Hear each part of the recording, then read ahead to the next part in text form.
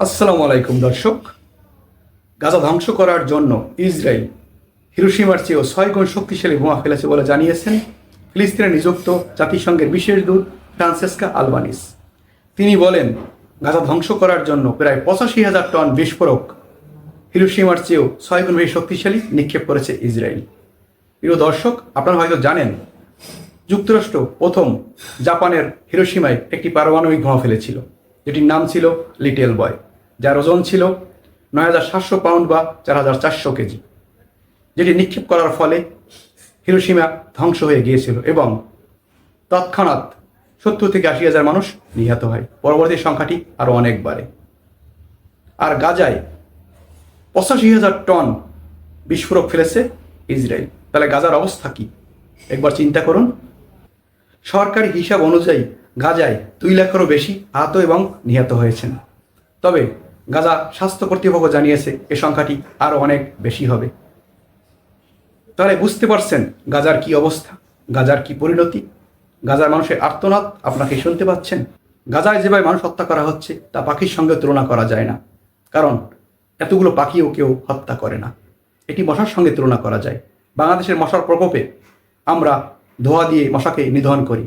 আজ গাজার অবস্থা হয়েছে তাই, বোমার মাধ্যমে ভুয়ার ধোঁয়ায় তারা হত্যাযজ্ঞ চালাচ্ছে। ইসরায়েল তেহরানের নাম করে তাদেরকে নিয়ে সেখানে হত্যা করছে।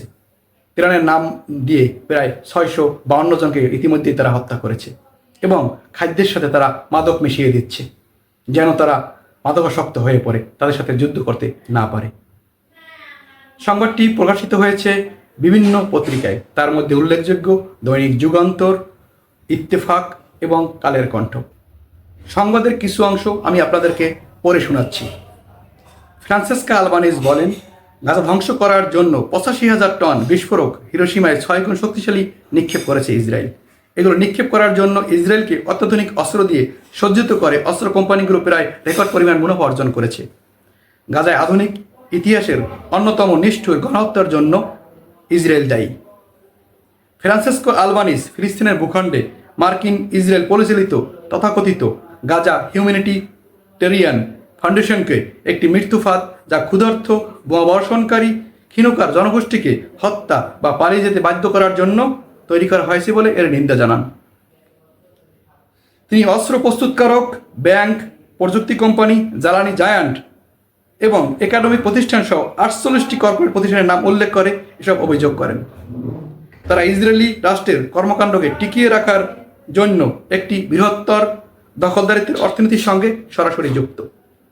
তিনি বলেন, জাতিসংঘের সদস্য রাষ্ট্রগুলোকে ইসরায়েলের উপর পূর্ণাঙ্গ অস্ত্র নিষেধাজ্ঞা আরোপ করতে হবে, সব বাণিজ্য চুক্তি এবং বিনিয়োগ সম্পর্ক স্থগিত করতে হবে এবং জবাবদিহিতা কার্যকর করতে হবে। এদিকে ইসরায়েলের প্রধানমন্ত্রী নেতানিয়াহু বলেন, হামাসকে নিশ্চিহ্ন না হওয়া পর্যন্ত তাদের এই হামলা চলবে এবং আমরা আমাদের জিম্মিদেরকে উদ্ধার করব এবং হামাসকে নিশ্চিহ্ন করে ছাড়ব। এ কথাটি এমন এক সময় ঘোষণা দিয়েছেন যখন যুক্তরাষ্ট্র চেষ্টা করছে তার সাথে একটা যুদ্ধবিরতি করার। তবে হামাস জানিয়েছে তারা যুদ্ধবিরতি চায়, কিন্তু সেটি স্থায়ী হতে হবে। প্রিয় দর্শক, গাজার যে অবস্থা, গাজার পাশে সমস্ত মুসলিম বিশ্বেরকে দাঁড়ানো দরকার। আজ মুসলিম বিশ্ব তাদের যদি পাশে থাকতো, তাদের এই অবস্থা হতো না। ধন্যবাদ দর্শক, ভালো থাকবেন। আবারও ভালো ভালো সংবাদ নিয়ে আপনাদের সামনে হাজির হব আমি, মামুন চৌধুরী।